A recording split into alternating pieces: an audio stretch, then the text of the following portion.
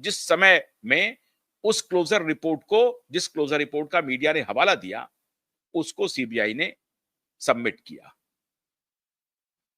देश में ये पहली ऐसी घटना है मित्रों, जिसमें मीडिया को इतने बड़े पैमाने पर मैनेज करने का काम किया और वो मैनेज करने वाले बहुत सारे बिलियनर एक साथ खड़े हो गए कि किसी भी तरीके से इस रिपोर्ट को क्लोजर रिपोर्ट के रूप में प्रचारित किया जाए।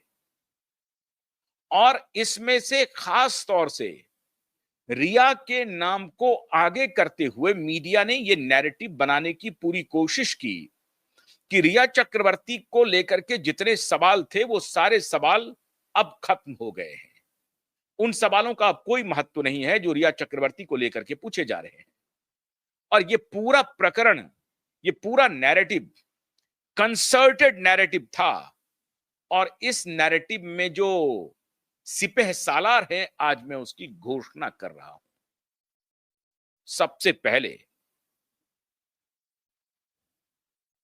सतीश मानसिंदे, दूसरा परमबीर सिंह, तीसरा आदित्य ठाकरे और चौथा रिया के दोस्त, नए दोस्त, बिलियनेयर निखिल कामत। और पूरी जिम्मेदारी के साथ मैं ये कह रहा हूं कि रिया के दोस्त निखिल कामत जो यंगेस्ट बिलियनेयर हैं,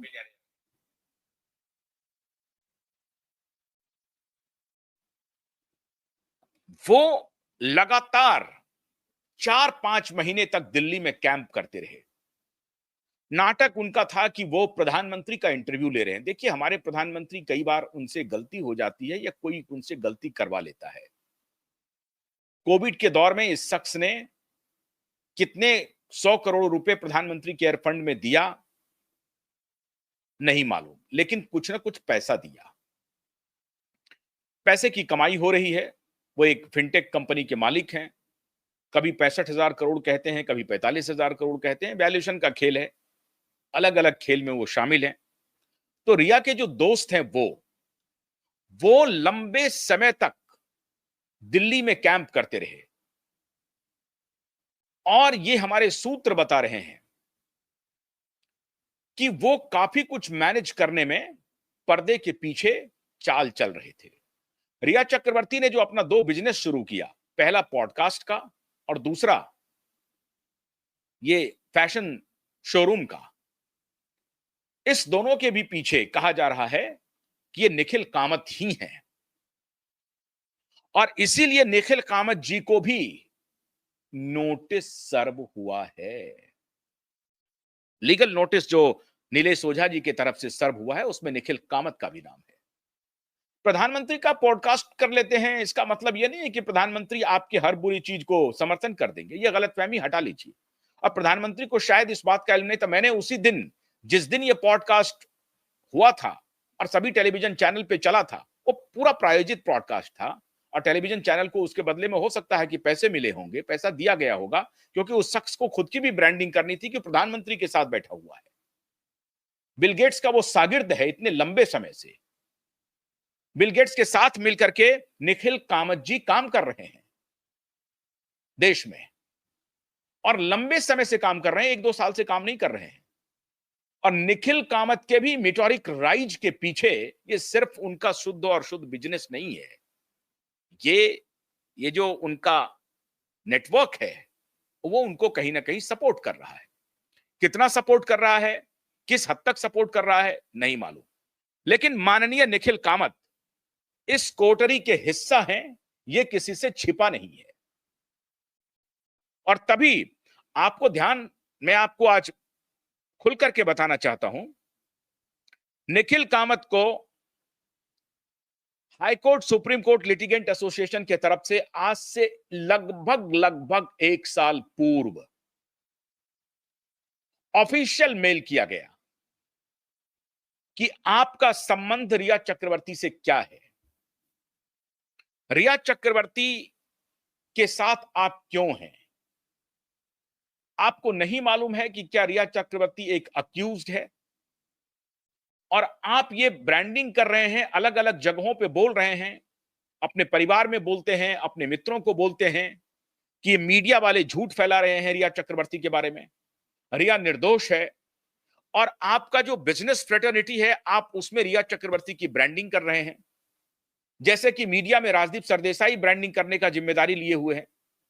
रिया, अभी राजदीप सरदेसाई की पत्नी टीएमसी की राज्यसभा सांसद है, उस पर मैं एक अलग से आपको शो बना करके बताऊंगा कि क्या क्या खेल चल रहा है अंदर में।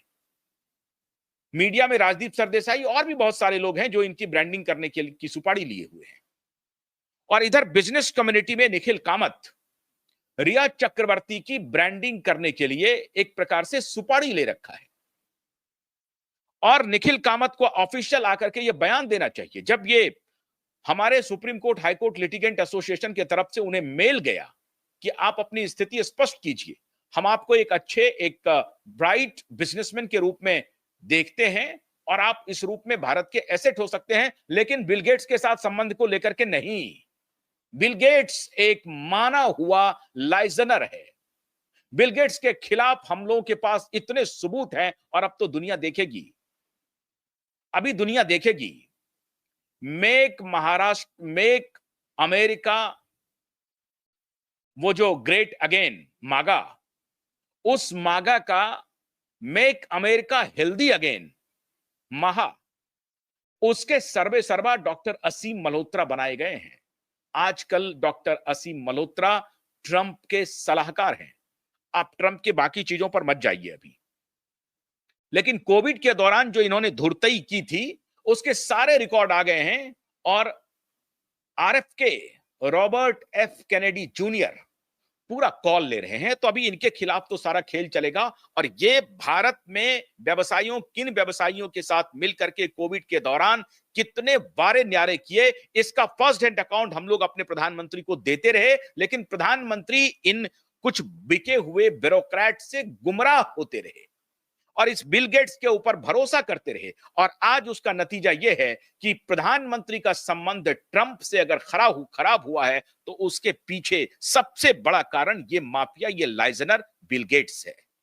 ये ह्यूमैनिटी का जो दुश्मन है बिल गेट्स, ये है। बिल गेट्स अपना लेफ्ट लिबरल गैंग के साथ भारत में धंधा कर रहा था, और यह प्रधानमंत्री को इस बात का एहसास नहीं हुआ।